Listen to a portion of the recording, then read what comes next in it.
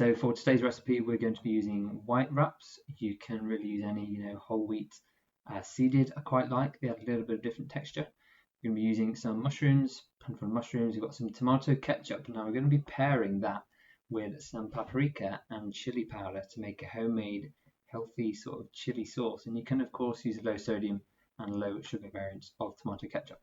We've got some cheese, some nice mature cheddar, and some spinach, which we're going to be wilting down. We've got some white diced onions, saving those tears, we don't want to cry all over our fajitas, and some peppers. That yellow pepper is really, really absolutely massive, so just be aware of that. We've got a large chicken breast, probably 300 or so grams, so sizable chicken breast there. We're going to be seasoning those with some peri-peri dry seasoning and a lime, which of course we're going to roll. Pepper to add a little bit of spice. And then the final condiment we're going to use is light mayonnaise paired with some garlic granules. So we're going to be making a homemade dead easy garlic mayonnaise. So first thing, getting the pan onto heat. Then we're going to prepare the mushrooms. So just giving those a quick wash and then chopping off just the bottoms of the stalk really. You don't need to get rid of all of those. So cutting them in half, and then you see the knuckle trick here. Watch how I'm slicing that so that my fingers stay nice and safe. Okay, so you're going to want to try to use as flat a surface as possible, but sometimes that is not so easy. So again, knife against the knuckles and then turning it over when we get near the end, like so, just to make that nice and easy, make sure we don't cut ourselves. So once those are all prepared, we're going to wash the peppers, and then the first step with these is to remove the stalk. That's really important, as you will about to see. So we want to make sure that is flat on the surface, and that's really important for the way we're going to cut this. So you're cutting around the core into lovely nice slices like so.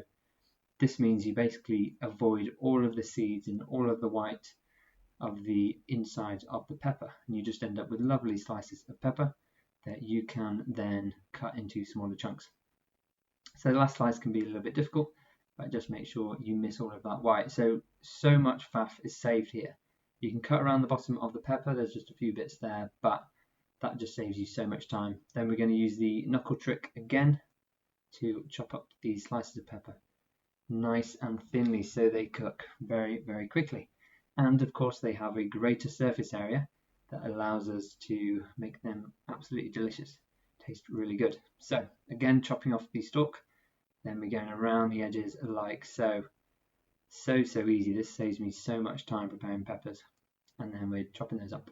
And of course, if you want to give those a little taste, you are more than welcome to. So we're going to add those all to the pan all at once. Nice and handy. It'll take about the same sort of amount of time to cook. So the pan's got nice and hot at this stage, so they should fry nice and quickly. And then we're going to go in with the onions. Quite a few onions here. I tend to go overboard when I use the frozen onions. They're so easy to do, but they will wilt down nicely. They retain a little bit of moisture because they are frozen, so they will cook down quite a lot.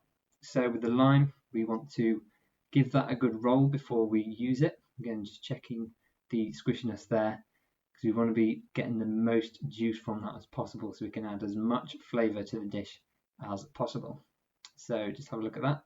See how there's so much juice there ready to be used after just a quick roll. Now with the chicken, we're going to use the hack of giving that a quick pat dry. Okay, that will just help remove a load of moisture that would have been added into the pan. Okay, so you can pat both sides dry, and then you're going to have nice sort of dry chicken when you add that in. It's going to fry much easier rather than boiling.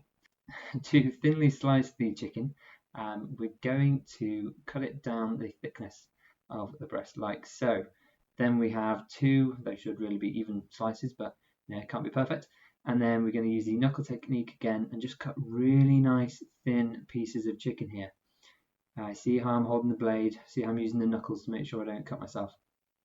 These pieces of chicken will only need a few minutes to fry off, so you can add those straight in, and that means we are only a few minutes really away from serving up.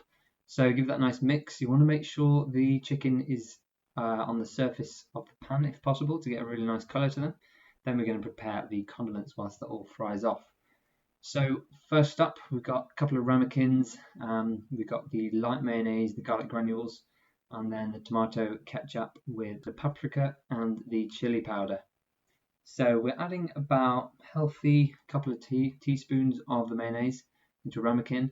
And then what's really important here is adding little bit by little bit, okay? You want to stir that around every time you add some garlic granules and just give it a taste, right? Everyone's different. You might like a stronger garlic flavor than me, but mix that around, make sure those fully mixed in. Let those flavors go throughout the whole mayonnaise, and then you see, I want some more, right? Needs more garlic, it's not garlic enough. Then give that a taste, and that should hopefully be good to go. Brilliant. Okay, that's good. So tomato ketchup up next. We're going to be adding the chili powder and the paprika. So a little bit of spice from the paprika, a little bit of warmth, also a bit of sweetness. And then the chili powder is really going to bring the heat. So you can be quite generous here. It's quite easy to use quite a lot of it in your fajitas if you wish. If you want that spicier kick, then it's a really good one to use. So you can be quite generous with the paprika, but go steady on the chili powder. That can very, very quickly escalate to heating up your dish far, far too much. Okay, again, give that a taste. Make sure to get it how you want it, right? Experiment, try a little bit more, but remember you can't take chili powder out, you can't take paprika out.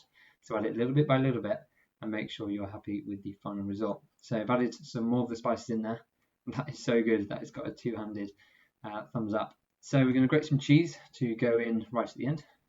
Just using a large bowl that can house the whole of the grater so we don't make any mess. I'm sure I'll probably end up making some mess here, but that just saves a lot of hassle. Cool, look at that. So we're just going to make sure we've got all the cheese. Don't want to waste any of the good stuff. We got mature cheddar, so it's a 4 out of 5 on the maturity scale. Just add a little bit more flavour. We're going to put that in quite early on in the wrap, and then we're going to melt that down by adding in the hot ingredients on top. Okay, so we're just stirring around all the ingredients in the pan. It's looking nice and frying away, so we're not too far off. Gonna add a little bit of oil just to help get those colours going on the fajita mix. Then we're going to add the key ingredient, which is the peri-peri seasoning. You can mix it up here. You can go with cajun, or I guess what would be more true to the dish would be fajita spicing, but I highly recommend trying out the peri-peri seasoning. I think that goes really, really well with the dishes. It's got a really nice lemony hit, but also a fair bit of spice. So we're going to be pretty generous with spinach. You can go quite a few handfuls because that's just going to wilt down really nicely. But we are going to save some of that spinach to serve, so make sure to leave some left in the pan. Now, we didn't add in the pepper earlier on, so we're just going to add that in now. Make sure that gets mixed round later on. So whilst we're waiting for the spinach to wilt down, we're going to heat up the wraps in the microwave. Just need 30 seconds or so on a plate, and then give that fajita mix a stir. So actually pretty healthy fajita mix. We've got some serious amounts of vegetables in there. We've got 2 decent sized peppers, some mushrooms, and now some lime. We've got a load of handfuls of spinach, and of course there's onions. So there's really a lot going on in terms of vegetables in this fajita mix. That has all wilted down really nicely. So when it comes to serve, we should take our hot wrap. I recommend using a nice line of the garlic mayonnaise that we've made. Of course, it's now the garlic flavour that we desire. Okay, so mine's actually quite garlicky. I do like it quite garlicky.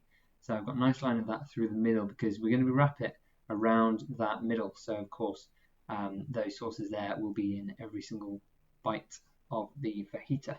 So next up, we're going in with a spice. So sweet sort of chili tomatoey sauce that we've made. Really, really good. I really like that. It comes with a nice hit. And then we're going to top with a few leaves of spinach. So this is going to wilt down a little bit. But if it doesn't, it adds a little nice crunch to the fajita. Just a sprinkling of cheese. Not too much. You don't need too much. A little actually goes a long way with a sort of decent mature cheddar. And then look at that fajita mix. That is seriously good stuff. Tons and tons of veggies in there. Loads of nice chicken.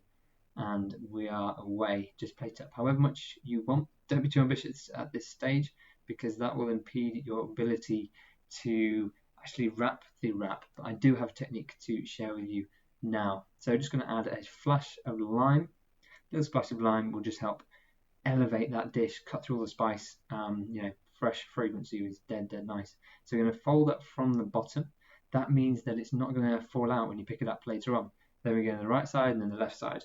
And then of course all you've got left to do is dig in. So I hope you enjoy that recipe as much as I do.